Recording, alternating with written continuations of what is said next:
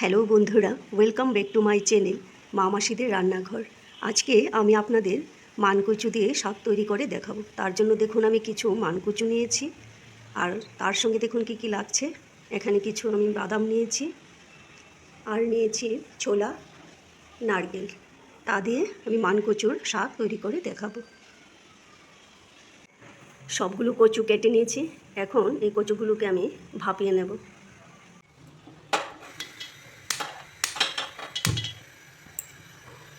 জলটা গরম হলে তারপর আমি কচুগুলো দিয়ে দেব। জলটা ফুটে উঠেছে, এখন তাতে দেখুন আমি কচুগুলো দিয়ে দিচ্ছি।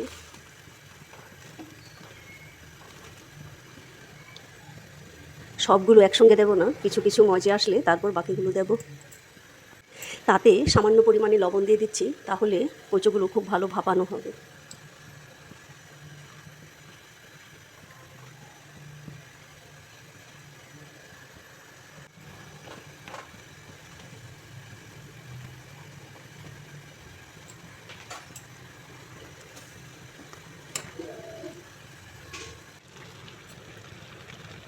সবগুলো কচু দিয়ে দিয়েছি, আর এই কচুগুলো বেশি না, 2-3 মিনিটের মতো ভাপিয়ে নিলেই হবে।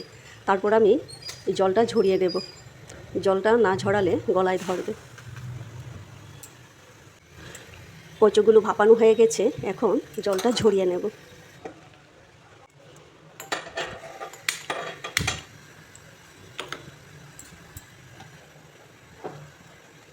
কচুগুলো সেদ্ধ করে আমি জল ঝরিয়ে নিয়েছি। এখন এগুলোকে আমি খুব ভালো করে কষিয়ে নেব, একটু ড্রাই ড্রাই করে নেব।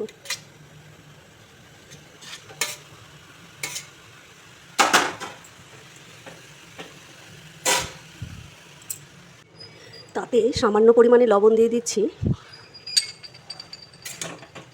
তারপর আমি ঢেকে দেব। ঢেকে দিলে খুব ভালো মজে যাবে। সামান্য পরিমাণে হলুদ গুঁড়ো দিয়ে দিচ্ছি, তারপর লঙ্কার গুঁড়ো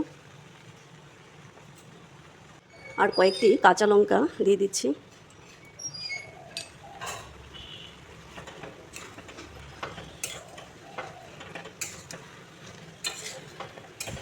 একদম জলটাকে ড্রাই করে নিতে হবে।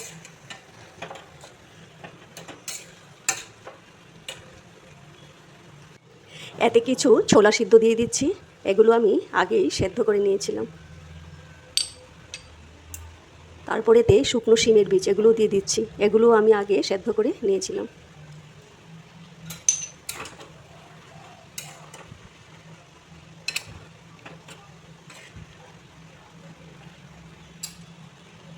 তারপরে এতে সামান্য বাদাম দিয়ে দিচ্ছি। এগুলো আমি ভেজে নিয়েছি।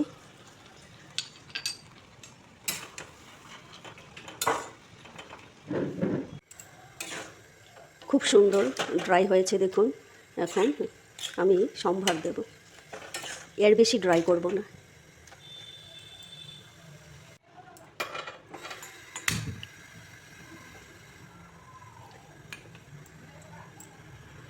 কচুর শাকটাকে আমি দেখুন সরিষার তেল দিয়ে সম্ভার দেব। এই শাকটা কিন্তু তেলটা একটু বেশি পরিমাণেই লাগবে।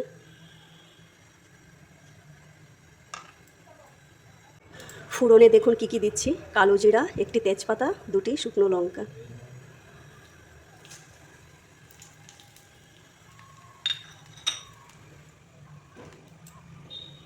আমি নারকেলটাও কুড়িয়ে নিয়েছি, সামান্য নারকেলের সম্ভারে দিয়ে দিচ্ছি।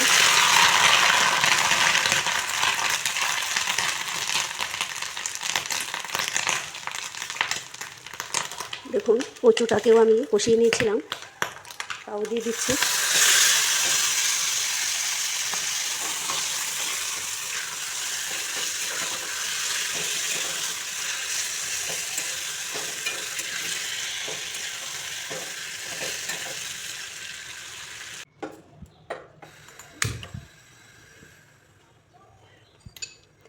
দেখুন আমি কি কি মশলা ব্যবহার করছি। এখানে আমি দেখুন জিরা, ধনিয়া, মিষ্টি জিরা আর কালো জিরা, এই মশলাগুলো আমি এখন একটু ভেজে নেব। একদম লো ফ্লেমে ভাজতে হবে, যেন পুড়ে না যায়। পুড়ে গেলে কিন্তু স্মেলটা নষ্ট হয়ে যাবে। দেখুন আমি গ্যাসটা অফ করে দিচ্ছি। এই লোহার কড়াই তো এই তাপে তাপেই হয়ে যাবে। দেখুন ভাজা হয়ে গেছে। এই ভেজে রাখা মশলাটা দিয়ে দিচ্ছি। আমি শিলপাটায় এটাকে বেটে নিয়েছি। এই মশলাটায় কিন্তু জল ব্যবহার করতে নেই, গরম গরম এটা ভেজে তারপর শিলপাটায় বেটে নিতে হয়। তারপরে এতে সামান্য চিনি অ্যাড করে দিচ্ছি। হয়ে এসেছে। এখন এই 2-3 মিনিট একটু নাড়াচাড়া করে তারপর ঘি দিয়ে নামিয়ে নেব। এই সামান্য পরিমাণে ঘি দিয়ে দিচ্ছি। ঘিটা যে যেরকম পছন্দ করেন, কেউ বেশি দেন কেউ কম।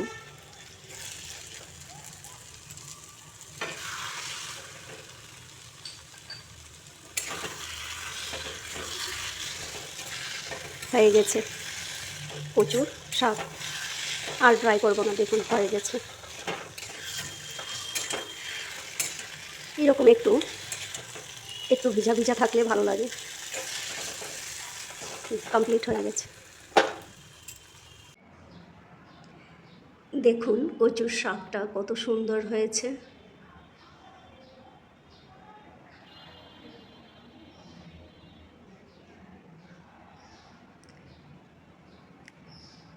এই রেসিপিটা যদি ভালো লেগে থাকে একবার ট্রাই করে দেখবেন। আমি যেইভাবে রান্না করেছি দেখবেন খুব ভালো লাগবে। Thank you.